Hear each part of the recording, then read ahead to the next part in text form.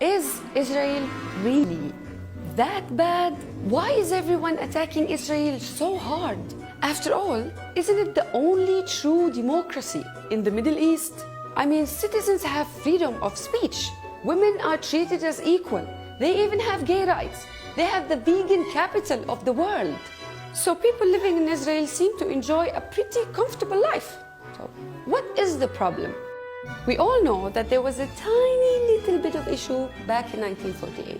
When Israeli settlers came to a land called Palestine, they were surprised to find that people are already living there. Out of courtesy, of course, these people were politely asked to leave or enjoy a painful death.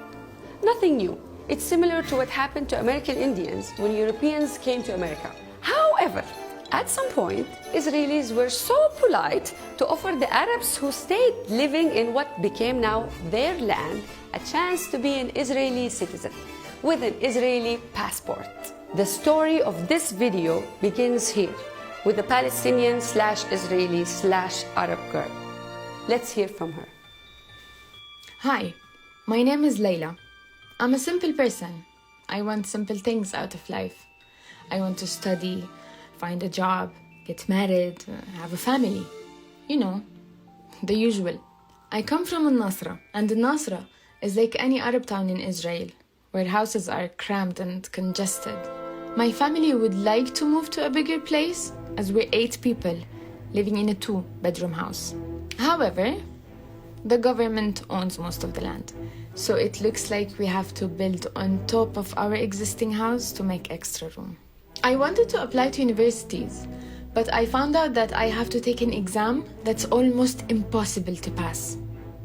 It was weird when I figured out that this exam is exclusively for Arabs. Jews didn't have to take it, apparently. But how come? We all graduated from the same school. So, I gave up on the whole university idea and wanted to find work. I couldn't though, because most job offers go to Jews. I then tried to find work in other cities, but I also couldn't.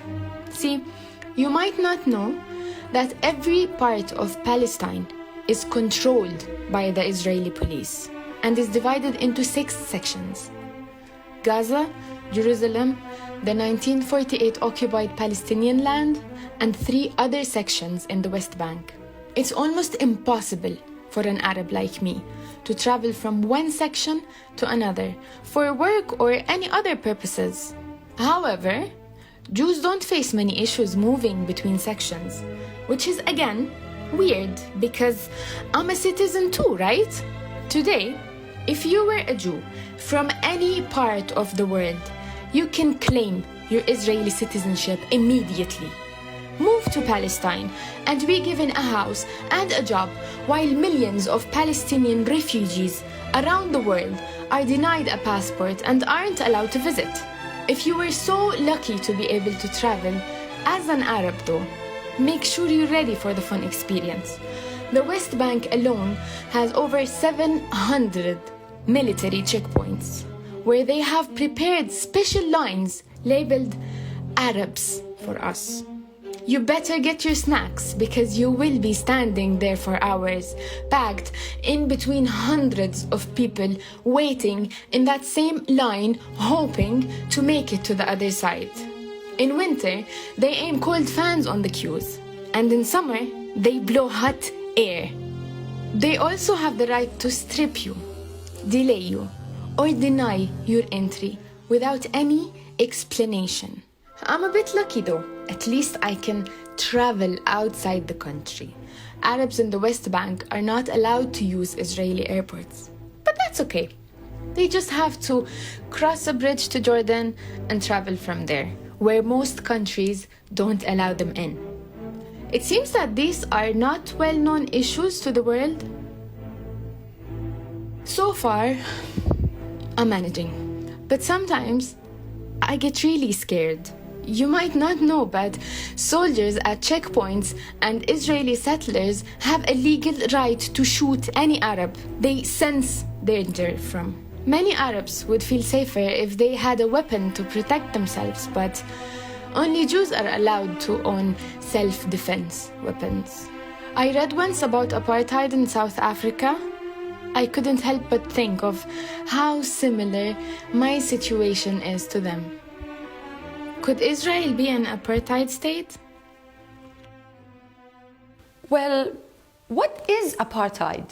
Apartheid is an Afrikaans word that means separateness. It describes a state that separates people's residence, work, rights, and laws based on their color, religion, or other elements. For tens of years in South Africa, there were 148 apartheid laws in the country.